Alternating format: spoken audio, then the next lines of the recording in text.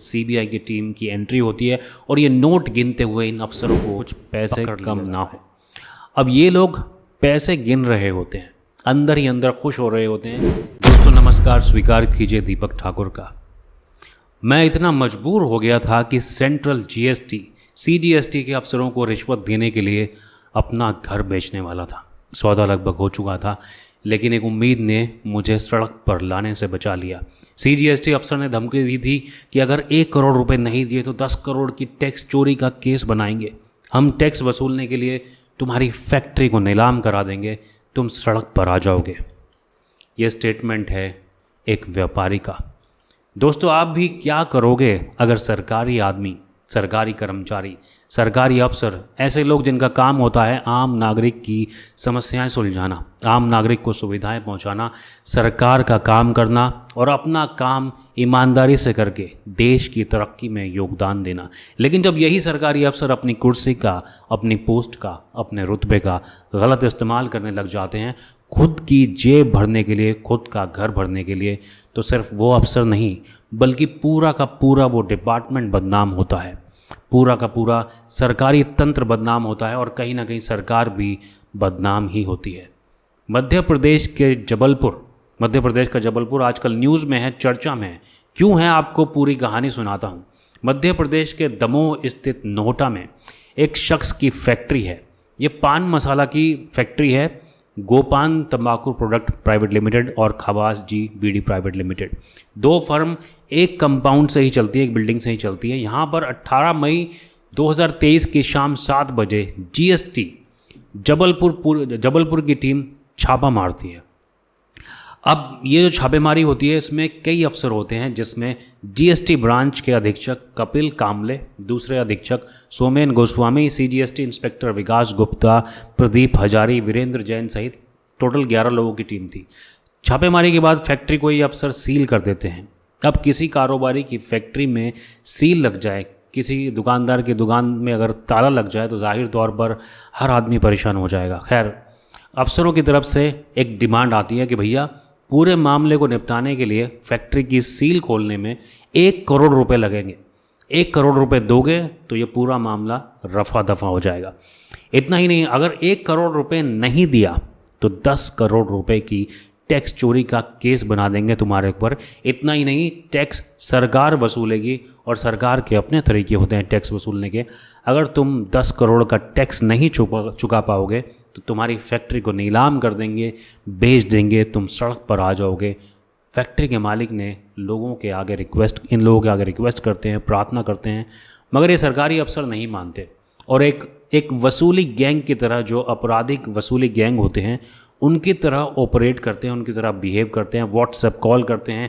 Factory मालिक की तबीयत ख़राब हो जाती है, उन्हें इलाज भी करवाना पड़ जाता है टेंशन में।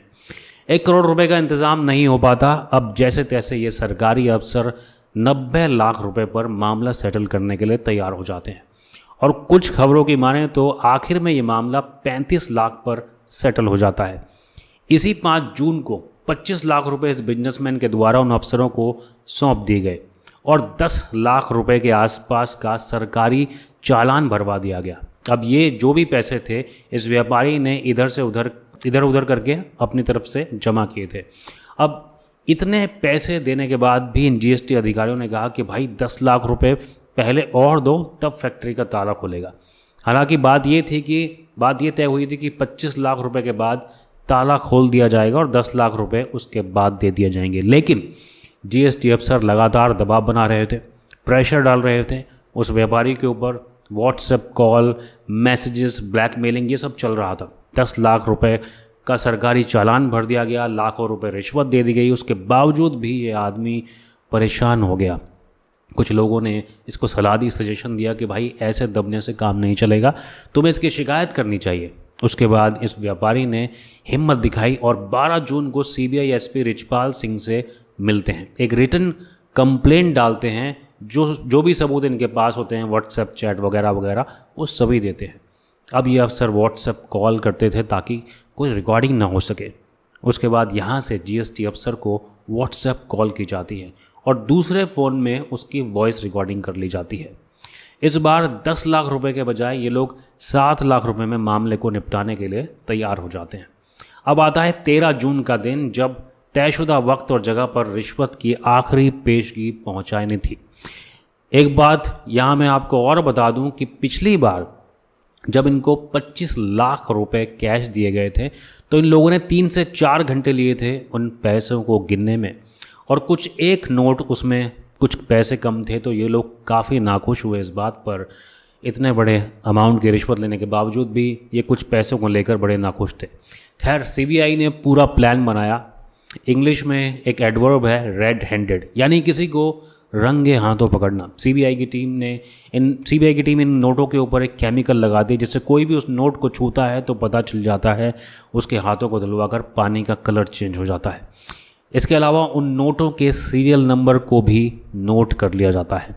अब इस व्यापारी के मैनेजर लोग वो 7 लाख रुपए लेकर इन अफसरों के पास पहुंच जाते हैं, जैसा कि इन अफसरों ने पिछली बार भी किया था।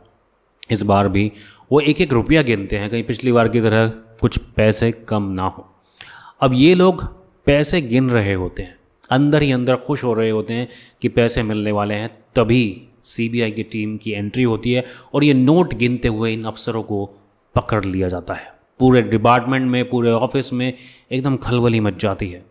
अब आगे सुनिए, इन अफसरों के घर पर, ऑफिस में छापेमारी होती है।